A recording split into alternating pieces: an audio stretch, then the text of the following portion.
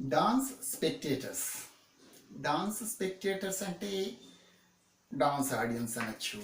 ఆ, అంటే స్పెక్టేటర్స్ అంటే ఎవరైతే డాన్స్ని ఇంట్రెస్ట్గా చూడాలనుకుంటున్నారో ఆ డాన్స్ స్పెక్టేటర్స్ గురించి ఇవాళ మాట్లాడుకుంటున్నాం. అయితే దానికంటే ముందు ఇవాళ మీకు థ్యాంక్స్ చెప్పాల్సిన రోజు. ఎందుకంటే ఆ, ఇది 1 year అయింది ఈ వీడియో స్టార్ట్ చేసి. అయితే జస్ట్ 50,000 వ్యూస్ చూశారు. అంటే నాకున్న సబ్స్క్రైబర్స్ ఎంతో తెలుసా? జస్ట్ 50. కానీ 50 ఉన్నా కూడా హండ్రెడ్స్ ఆఫ్ పీపుల్స్ ఒక్కొక్క వీడియో చూస్తున్నారు అనమాట. అంటే ఒక్కొక్క వీడియోని హండ్రెడ్స్ చూస్తున్నారు. సో అంటే సబ్స్క్రైబర్స్ చాలా తక్కువ, వ్యూస్ మాత్రం 50,000 అబ్బో వచ్చేసింది అనమాట. అంటే ఏదో కొంత మీకు ఇంట్రెస్టింగ్గా ఉంది, ఏదో మీరు కొంత తెలుసుకుంటున్నారనే ఉద్దేశం నాకు ఉంది.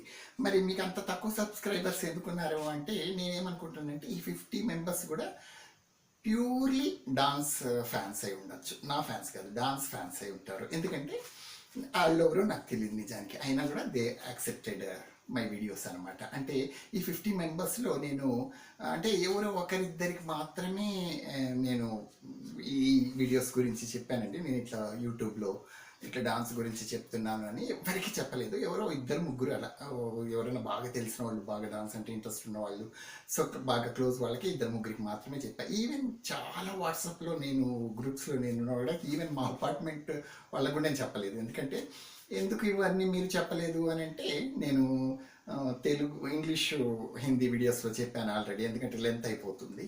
సో ఇప్పుడు మనము సబ్జెక్ట్కి వద్దాం. డాన్స్ స్పెక్టేటర్స్ అంటే ఇప్పుడు డాన్స్ స్పెక్టేటర్స్ అంటే ఇప్పుడైతే ఏ డాన్స్ అయినా ఎవరైనా చూడగలుగుతున్నారు. అంటే నేను యూట్యూబ్ గురించి అనటం లేదు.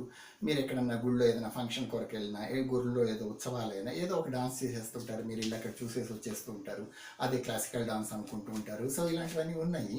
సో అయితే ఏంటంటే ఒకప్పుడు ఇలా ఉండేది కాదు. ఒకప్పుడు ఎలా ఎలా అంటే ఓన్లీ సెలెక్టివ్ ఆడియన్స్ మాత్రమే ఈ క్లాసికల్ డాన్స్ చూసే, దేవదాసుల డాన్స్ నృత్యాలు చూసే అవకాశం ఉండేది. ఎవరికంటే మినిస్టర్స్కి, రాజులకి, రాణులకి, పరిపాలకులకి, తర్వాత ఊరి పెద్దలకి, ఆ తర్వాత పండితులకి, వేదాంతులకి, ఆ తర్వాత ఉపాధ్యాయులకి, తర్వాత ఇంకా వీళ్ళు అనమాట. ఇలా రకరకాల వాళ్ళకి అంటే ఎవరైతే వీళ్ళకి ఎక్కువ నాలెడ్జ్ ఉందో, ఎవరైతే వీళ్ళు దాన్ని అర్థం చేసుకుంటారో, దాని గురించి డిస్కస్ చేయగలుగుతారో, ఇలాంటి వాళ్ళ కొరకే అది ఉండేది.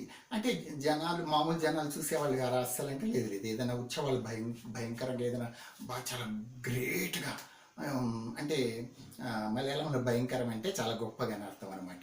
సో అది వచ్చేసింది. సో చాలా గొప్పగా ఏదైనా ఉత్సవాలు జరుగుతుంటే ఆ టైంలో మాత్రమే వాళ్ళు దేవదాసుని చూసే అవకాశం ఉందని ఇంతకుముందు వీడియోస్లో కూడా చెప్పాను. సో మరి ఇలా మరి ఎందుకు అలా స్పెసిఫిక్గా వాళ్ళ గురించి అడుగుతారు, చూపించేవాళ్ళు అని అంటే, ఇప్పుడు మీరు సరదాగా మీరు కూడా వినింటారు చాలామంది. అంటే మీ ఉద్దేశం కూడా కొందరికి ఉండొచ్చు. అదేంటంటే క్లాసికల్ మాకు ఇష్టమేనండి, కానీ మాకు పెద్ద మాకు అర్థం కాదు అలా అంటూ ఉంటారు. నిజమే. ఎందుకంటే ఇది సాహిత్యంగా ఈ క్లాసికల్ డాన్స్ అనేది సాహిత్యం బేస్డ్గా ఉంటుంది. సో ఆ తర్వాత ఎపిక్స్ బేస్డ్ అయి ఉంటుంది. అంటే ఇప్పుడు కొన్ని మైమ్ యాక్షన్స్ కూడా కొందరు చేస్తూ ఉంటారు. ఆ మైమ్ యాక్షన్స్ చాలా బాగుంటాయి. ఆ మొఖానికి పెయింటింగ్స్ అవన్నీ పూసుకొని చక్కగా చేసి స్కిట్ చేస్తూ ఉంటారు. నేను కొంచెం చూస్తాను, నాకు కూడా నచ్చుతుంది. ఆ తర్వాత ఇంకా చాలే అనిపిస్తుంది. అంటే నాకు అర్థం కాదు, అంటే కరెక్ట్గా నాకు దాని గురించి పెద్ద నాలెడ్జ్ లేదు, కాకపోతే చూద్దాం చూద్దాం చూద్దాం అనిపిస్తుంది అనమాట. అదే బొమ్మలాట అలాంటివి అయితే కూడా అంతే. బొమ్మలాట అయితే మరి చిన్నపిల్లల నుంచి చూస్తున్నాం కాబట్టి ఒక సర్కస్ లాగా అలా చూస్తుంటాం. ఎందుకంటే దాంట్లో ఏంటంటే ఆ సాహిత్యాలు ఉండవు, అవన్నీ ఏముండవు, కాబట్టి ఏదో మనకు కొంచెం అర్థమైపోతుంది. అందుకని ప్రతి ప్రోగ్రాం ముందు అంటే ఈ ఒక అంటే అంటే అబ్రాడ్లో వెళ్ళినప్పుడు చేసేవాళ్ళు ఇప్పుడు ఇండియాలో అంతటా చేస్తున్నారు. ప్రతి ఐటెం ముందు దాని గురించి ఫస్ట్ ఇంగ్లీష్లో, హిందీలో, లేకపోతే లోకల్గా ఏ లాంగ్వేజ్లో ఉంటే ఆ లాంగ్వేజ్లో వాళ్ళు డిస్క్రిప్షన్ చదువుతారు. దాన్ని వాళ్ళు అర్థం చేసుకుంటే కొంచెం డాన్స్ అర్థమవుతుంది అనమాట. సో కాబట్టి ఇలా జరుగుతుంది. అంటే ఇప్పుడు మరి క్లాసికల్ డాన్స్ అంతా అంటే అంటే ఇప్పుడు క్లాసికల్ డాన్స్ అనేటప్పటికీ ఇప్పుడు ఒక మాట చెప్తానండి. నాకు చిన్నప్పటి నుంచి నేను ఎన్టీఆర్ అని వింటాను, కానీ ఎవరో ఏంటో ఆయన అనుకునేవాడిని. అయితే ఒకరోజు నేను దూరదర్శన్లో రాజు పేద అనే ఒక సినిమా వచ్చింది. దాంట్లో చూస్తుంటే ఎన్టీఆర్ అన్నావు కదా, ఇతనే చూడన్నాడు. దాంట్లో ఒక అతను భయంకరంగా ఉన్నాడు, అసలు క్యారెక్టర్లెస్ మనిషి. ఆ తర్వాత భార్యను కొడతాడు, గంజి తాగేస్తాడు పిల్లలది. అంత ఘోరంగా ఉంది. ఈయన ఎన్టీఆరా అని అన్నాను. అంటే లేదు లేదు, ఈయన చాలా మంచి సినిమాలు చేశాడంటే, నాకొద్దు బాబు ఈయన ఎన్టీ రామారావు అని నేను అనుకోలేదు, ఇట్లా ఇట్లా యాక్షన్ అని నేను ఇట్లా పూజిస్తారేంటి అనుకున్నాను. ఆ తర్వాత అది అయిపోయింది. ఆ తర్వాత మళ్ళీ యూట్యూబ్ మన ఇది వచ్చింది, ఏంటి కేబుల్ టీవీలు వచ్చినాయి. అప్పుడు ఎన్టీ రామారావు పాత సినిమా. ఆ తర్వాత కొన్నిసార్లు ఆ తర్వాత సినిమాలలో చూసినప్పుడు ఏంటి బెల్ బటన్ ప్యాంట్లు వేసుకొని చిన్న చిన్న పిల్లలతో ఎగిరి గంతులు వేస్తున్నాడు, ఈయనేంటి ఎన్టీఆర్ అట్లా అనుకునేవాడిని అనమాట.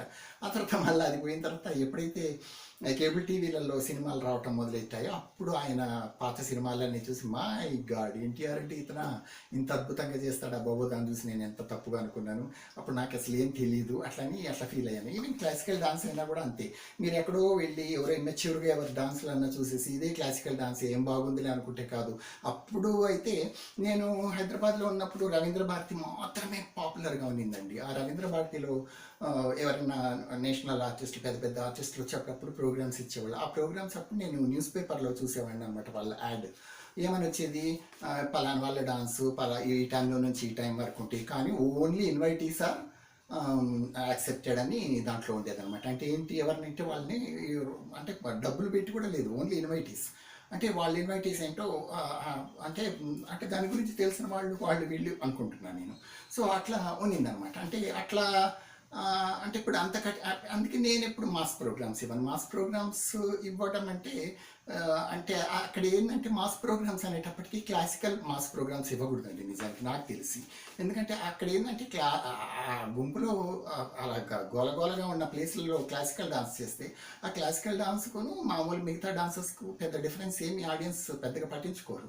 ఓహో ఇది ఈ డ్రెస్ వేసుకొని చేస్తున్నారు అంతే అనిపిస్తుంది తప్ప వాళ్ళకి దీంట్లో ఒకటి మనం ప్రశాంతంగా వినాలా, ప్రశాంతంగా కూర్చొని చేయాలా, ఇలాంటి వాళ్ళకి ఉద్దేశాలు ఏముంటావు. ఎందుకంటే మనం వచ్చింది పూజకి, మనం వచ్చింది గుళ్ళోకి, మనం వచ్చింది పలానా ఫంక్షన్కి, ఏదో గుంపులో చూసేస్తే పోతుంది ఆ ఫీలింగ్ ఉంటుంది. ఆ చేసేవాళ్ళు కూడా అంత మెచ్యూర్గా ఉండరు నాకు తెలిసి. ఎందుకంటే టాప్ క్లాసికల్ పర్ఫెక్ట్గా క్లాసికల్ డాన్స్ చేసేవాళ్ళు ఇలాంటి ప్రోగ్రామ్స్ ఇవ్వరు కాబట్టి వీళ్ళకి కూడా తెలియదు.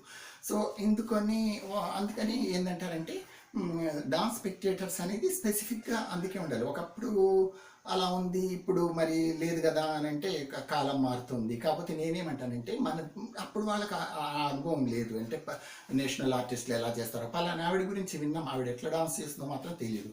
కాబట్టి ఇప్పుడైతే యూట్యూబ్స్ ఉన్నాయి, మీకు యూట్యూబ్స్ ఉన్నాయి కాబట్టి ఎవరైనా మంచి క్లాసికల్ డాన్స్ పేరు ఏదైనా పాత వాళ్ళది ఎవరిదైనా వింటే వాళ్ళది మీరు చూడండి. ఇప్పుడు అలాంటి డాన్సర్లు వాళ్ళది చూసారంటే పద్మా సుబ్రహ్మణ్యం ఇలాంటి వాళ్ళు ఉన్నారు కదా, చిత్ర విశ్వేశ్వరన్ ఇలాంటి వాళ్ళందరూ, అంటే భరతనాట్యం అనే కాదు చాలా ఉన్నాయి ఇప్పుడు, సినిమా వాళ్ళే ఉన్నారు ఇప్పుడు. సో అట్లా వాళ్ళది కూడా మీరు డాన్సర్స్ చూసారంటే, ఇప్పుడు వైజయంతిమాల ఉన్నారు, ఎప్పుడు వాళ్ళనే చెప్తారేంటి అని అంటే, మీరు కథకు తీసుకుంటే ఒకవేళ ఐ మీన్ వహతాజ్ అనే దాంట్లో ఒక ఆవిడ చేసింది యాడ్లో ఆవిడ, ఇలాంటి వాళ్ళు చాలామంది ఉన్నారండి, సితారాదేవి గారు, ఇలాంటి వాళ్ళ డాన్సెస్ అన్ని మీరు చూసారంటే మీకు క్లాసికల్ డాన్స్ మీద మంచి ఐడియా వస్తుంది. ఆ తర్వాత దాని గురించి సర్టన్లీ అది అందరికీ అర్థం కాదు కాబట్టి వాళ్ళు డిస్క్రిప్షన్స్ ఇస్తారు. కాబట్టి మనం ఆ డిస్క్రిప్షన్స్ చదువుతున్నప్పుడు వీళ్ళు ఎవరితో ఫ్రెండ్స్ తోటి మాట్లాడుతూ అది ఇది కూల్ డ్రింక్స్ తాగుతూ ఉండి మళ్ళీ ఆ తర్వాత డాన్స్ చూస్తారు కాబట్టి వాళ్ళకి ఏం అర్థం కాదు. కాబట్టి ఆ డిస్క్రిప్షన్స్ ఎప్పుడైనా ప్రోగ్రామ్స్లో చదివేటప్పుడు దాన్ని పర్టికులర్గా మీరు బాగా శ్రద్ధగా వింటేనే మీకు ఆ చేసే 10 నిమిషాలు 5 నిమిషాల డాన్స్ అయినా మీకు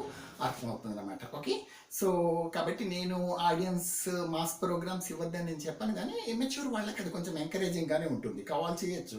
కానీ ఇప్పుడు ఎస్టాబ్లిష్ అయిన వాళ్ళు ఇలాంటి మాస్ ప్రోగ్రామ్స్ చేస్తే అది అంత అంత గౌరవంగా ఉండదు అనేది నా ఉద్దేశం. మీ ఉద్దేశం ఏంటో నాకు తెలియదు. Let me know. Thank you so much.